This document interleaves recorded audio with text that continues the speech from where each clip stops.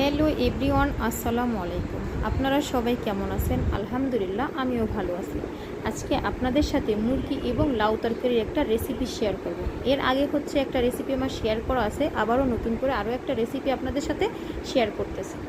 তো এখানে কড়াইতে বসিয়ে দিলাম পাতিলে আর কি রান্নাটা করব।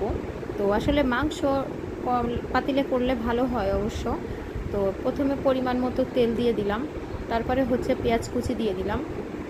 আচ্ছা, আপনারা যারা যারা আমার ভিডিওটা দেখেন, যাদের ভালো লাগে, আমাকে ভালোবেসে যারা আমার ভিডিওগুলো দেখেন, অবশ্যই একটা লাইক করবেন, কমেন্ট করবেন, একটা পারলে শেয়ার করে দিবেন। তো এখানে সব মশলাগুলো আছে, যেমন শুকনো মরিচ বাটা, আদা বাটা, রসুন বাটা ও জিরা বাটা। তো প্রত্যেকটা মশলা আমি এক এক করে দিয়ে দিব। তো এখানে এই যে প্রথমে 1 চা চামচ রসুন বাটা দিয়ে দিলাম, হাফ চা চামচ আদা বাটা দিয়ে দিলাম ও 1 চা চামচ জিরা বাটা দিলাম। আচ্ছা, এখানে হাফ চা চামচ আদা বাটা কেন দিলাম? এটা যেহেতু আমি লাউ রান্না করব, তো সেক্ষেত্রে আদাটা একটু কম যায়। অনেক সময় তো নর্মালি আদা কিন্তু দেওয়া লাগে না লাউ রান্না করাতে, যেহেতু মুরগি রান্না করব সেই জন্য দিলাম। তারপরে সকল মশলাগুলো একসাথে ভালোভাবে নেড়েচেড়ে কষিয়ে নিব। এই তরকারিটা আমার বাচ্চারা কিন্তু অনেক পছন্দ করে। আমার মেয়েরা যখনই ঘরে মুরগি আসবে তখনই বলে, আম্মু লাউ নিয়ে আসতে বলো। তো আপনাদের ভাইয়ার সব কিছু ভুল হয়, কিন্তু মুরগি আনলে লাউ আনতে ভুল হয় না। তাই লাউ মুরগিটা আমার বাসায় অনেক বেশি জনপ্রিয়। তো এবার সামান্য পরিমাণ পানি দিলাম, পানি দিয়ে মশলাগুলো আরও ভালো করে কষিয়ে নিব। তো আপনারা কিন্তু দেখেই বুঝে নিতে হবে। আসলে আধা ঘন্টা 1 ঘন্টার একটা ভিডিও আমি 3-4 মিনিটে দেখাই, এটা তো আসলে বলে বোঝানো সম্ভব না, দেখে বুঝে নিতে হবে। তো এখানে সামান্য পরিমাণ গরম মশলার গুঁড়ি দিলাম, সামান্য একটু ধনিয়ার গুঁড়া দিলাম, লবণ দিলাম, হলুদ দিলাম। হাফ চা চামচ হলুদ দেবেন এবং পরিমাণ মতো লবণ দিয়ে দিবেন।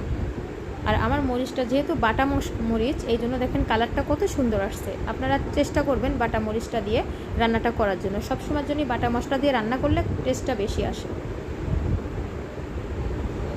তো এই পর্যায়ে ভালো মতো মশলাগুলোকে কষিয়ে নিব, তারপরে মুরগিগুলো দিয়ে দিব, মুরগির মাংসটা দিয়ে দিব। এই যে এখানে লেয়ার মুরগি নেওয়া হয়েছে, যেটাকে শক্ত কক মুরগি বলা হয়। তো একটা মুরগির অর্ধেকের বেশিটা আমি নিয়েছিলাম। তো এটা এই যে এখন রান্না করে নিব।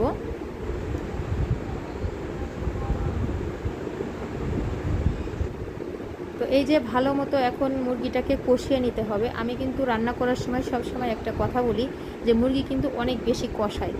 তারপরে এই যে ভালো মতো কষানোর পরে এখানে আস্ত গরম মশলা অ্যাড করে দিলাম, এলাচ এবং দারুচিনি। আগে থেকে কেটে ধুয়ে পরিষ্কার করে নেওয়া হয়েছে লাউগুলা। তো এখন লাউগুলা দিয়ে দিব, লাউগুলা দিয়ে ভালো মতো কষিয়ে নিব। তো এবার লাউগুলা দিয়ে দিলাম, দিয়ে ঢাকনা দিয়ে রেখে দিব। এবার ঢাকনা উঠিয়ে আবার নেড়ে চেড়ে দিব। এই লাউ তরকারিটা এত বেশি মজা হয়েছিল, আপনারা যারা এখনও পর্যন্ত আমার এই রেসিপিটা ট্রাই করেন নাই, চাইলে আপনারা ট্রাই করে দেখতে পারেন। আর আপনারা যারা যারা আমার রেসিপি ফলো করেন, আপনাদের কাছে একটাই কথা বলবো, যারা আমাকে ফলো করেন, আমাকে ভালোবাসেন, আমার রেসিপি একবার হলেও ট্রাই করে দেখবেন। আশা করি অনেক বেশি মজা লাগবে আপনাদের কাছে। তো এই যে এই পর্যায়ে আমি ভালো মতো কষিয়ে নিচ্ছিলাম, কারণ কষানোটা সুন্দর হলে কিন্তু খেতে স্বাদটাও ভালো আসে। তারপরে এই যে গরম পানি অ্যাড করে দিলাম। আচ্ছা, লাউয়ের ক্ষেত্রে, মাংসের ক্ষেত্রে আপনারা চেষ্টা করবেন গরম পানিটা দেওয়ার জন্য। গরম পানিটা দিলে কিন্তু স্বাদটা একবারে পরিপূর্ণভাবে ঠিক থাকে। তো আমি গরম পানি দিয়ে দিলাম। তারপরে মুরগি কাটার সাথে যে ডিম ছিল, ওই ডিমগুলো দিয়ে ঢেকে দিব। তারপরে পরিমাণ মতো ঝোল রেখে নামিয়ে নিব। তাহলে রেডি হয়ে গেল আমার লাউ মুরগির তরকারি। তারপর পরিবেশনের পালা। এবার উপর থেকে একটু জিরার গুঁড়া ছড়িয়ে দিলাম। তো ভালো থাকবেন। আল্লাহ হাফেজ।